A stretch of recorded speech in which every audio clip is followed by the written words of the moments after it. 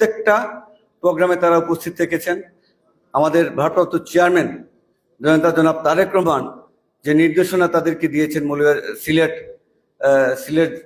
সিলেটের বিএনপিকে ঐক্যবদ্ধ করার জন্য, সিলেটের বিএনপিকে শক্তিশালী করার জন্য এবং একটা গণতান্ত্রিক ভোটের মাধ্যমে নেতৃত্ব নির্বাচন করার জন্য যে গুরুদায়িত্ব আমাদের ভারপ্রাপ্ত চেয়ারম্যান আমাদের নেতৃবৃন্দকে দিয়েছেন, তারা অত্যন্ত পরিশ্রমের মাধ্যমে এটা সুচারুভাবে পালন করছেন। আমি ভোটারদের উদ্দেশ্যে বলতে চাই, আপনারা এই দলের তৃণমূল পর্যায়ের নেতৃবৃন্দ, আপনারাই হচ্ছেন দলের প্রাণ। আপনাদের মাধ্যমেই আজকে নেতা নির্বাচিত হবে, আপনাদের নেতা আপনারা নির্বাচন করবেন। আপনারা সকল ভয় উপেক্ষা করে আমি মনে করি আপনারা আপনাদের সঠিক নেতৃত্ব আপনারা নির্বাচন করবেন, আপনারা নির্দ্বিধায় আপনাদের পছন্দের প্রার্থীকে ভোট দেবেন।